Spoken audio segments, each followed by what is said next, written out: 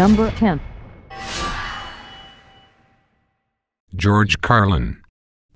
Carlin is yet another comedian who has had difficulties with the law. In 1978, the government took him to court to ban his famous 7 dirty words routine. Tamed by today's standards, it strangely included words that comedians like Richard Pryor and even Lenny Bruce had been using for years. However, when broadcast on the Pacifica radio station, Carlin's outburst offended many people. Still a controversial stand-up and showing few signs of mellowing, Carlin was voted America's second best stand-up ever, behind Richard Pryor. Number 9. Bernard Manning. Many people accused Bernard Manning of racism, and when he died earlier this year, there was a general feeling of relief. Manning, despite his denials, was possibly a bigot, but then there are suggestions that John Lennon and W.C Fields were anti-Semitic. Jewish comedian Lenny Bruce once said in reference to W.C Fields, that on a personal level, he disliked his comedy for its anti-Semitism, but on a professional level, and as someone who loves to be entertained, he thought Fields was a genius. People thought Manning had a simple humor that only appealed to nationalists, but he had strong Irish Catholic and Jewish roots, 2 of the biggest sources of his humor. Number 8. Richard Pryor. More than any other comedian on this list, Richard Pryor was a great actor who never really did justice to his ability. Nevertheless, in his live performances, Pryor's gift for mimicry and energetic presence could draw you in. Pryor did not start out as a controversial comic. He based his early performances on the family-oriented stand-up of his idol Bill Cosby, yet in reality, he was just finding his voice. By the end of the 60s, he had moved to California and was hanging out with Black Panther leader Huey P. Newton. With his encouragement, and after some study, Pryor's stand-up became increasingly political, focusing a lot more on race relations and the language associated with the counterculture. It says a lot for Pryor that during this period in the 70s he was more popular than at any other time in his career. People, it seems, were finally willing to hear what the black community in the USA had to say, and Richard Pryor was their spokesman. Richard Pryor was a major influence on many black comedians that followed, including Whoopi Goldberg, Eddie Murphy, and Chris Rock. Number 7.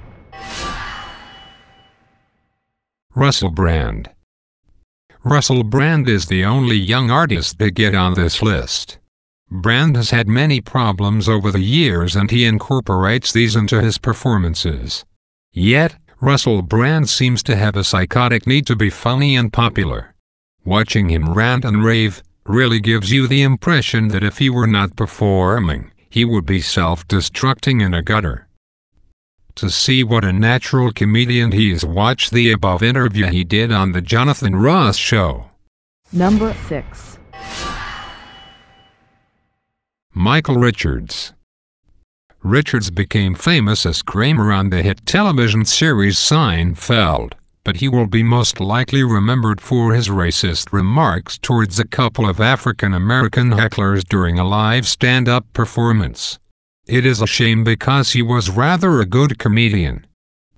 He is on this list because that rant is one of the most unguarded and angry moments in comedy.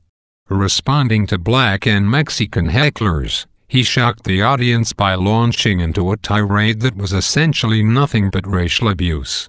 Nevertheless, it was also a fascinating example of someone losing their cool in an extraordinary way. Michael Richards retired in July 2007 and has gone on a pilgrimage to Cambodia. Number 5. Bill Hicks. This may be controversial, but Bill Hicks was rather overrated. He presented himself as a pseudo-prophet for the younger generation, but it was already too ingrained in Lenny Bruce and 60s culture to really work. He could be interesting though, and there is no doubting his anger. Number 4. W.C Fields. During and immediately after Prohibition in the USA, W.C Fields constructed a comedy persona based on a self, woman, and child-hating drunkard. And in reality, he was a serious alcoholic. Only a very funny man could get away with that, and there is no doubt Fields had something special. Individualistic and honest to a fault, his comedy had a depth that none of his contemporaries matched. For example, in The Men on the Flying Trapeze, he conveys his relationship with his daughter with incredibly real feeling. From the generation that spawned Chaplin, Keaton, and Lloyd, it is W.C Fields who still feels relevant today. Number 3. Lenny Bruce. Lenny Bruce's influence goes far beyond that of just humor. He paved the way for just about every left-minded comedian in the world.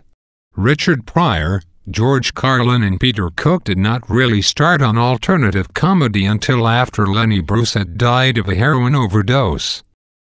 He was a martyr of free speech. He constantly mocked the establishment, who claimed the U.S. was a free country, while showing their hypocrisy by arresting him for incorporating the word cocksucker into his adult show. No doubt about it, Lenny Bruce had balls. Any Jewish man who begins his act at a club in New York with, "Are there any niggers here tonight?" and then wins them over with a tract on how the meaning of such words should and could be negated deserves to be remembered. Number 2. Peter Cook. In 2005, his fellow comics named Peter Cook as the comedian's comedian for his dedication to the art. Unlike his comedy partner Dudley Moore, he was never comfortable with the lure of Hollywood. Instead, he concentrated on pushing his comedy to greater extremes, the improvisational Derek and Clive his most famous example. Detractors say Derek and Clive was just an excuse for a couple of middle-aged men to act extremely badly, and in reality, Dudley Moore, with one eye on his career, was worried about Peter Cook's increasingly angry material. Yet, not only is it funny, but Cook's anger feels so real that you don't quite know if he's in character. Number 1. Chris Morris. Chris Morris is currently Britain's most controversial comedian. He started his career as a radio DJ, where he perpetrated his infamous incident at Radio GLC when he released helium into a news studio. He continued on the radio with the deeply satirical On the Hour and the very dark Blue Jam series. During this period he became a DJ on Britain's biggest radio station, BBC Radio 1. But was fired after a mid-afternoon Boxing Day special laden with swearing. Chris then moved to television. After the highly successful The Day Today, which included a young Steve Coogan, he made Jam, a comedy that joked about taboo subjects like rape and incest. While Jam caused a ripple of controversy, it was his next TV project, Brass Eye, that singled him out. Every episode was satirical, combining the dark humor of the Jam with the spoof newsroom atmosphere of The Day Today. The Brass Eye pedophile special in 2001 caused uproar, with Chris Morris luring in celebrities to warn parents about a computerized dog that a pedophile could use to watch children, and the special gloves a pedophile could use to feel the child when it pressed itself against a computer screen. The British media labeled him as sick, with politicians queuing up to agree. But of course Brass Eye was all about media sensationalism, and the more heated they became, the more successful the show became.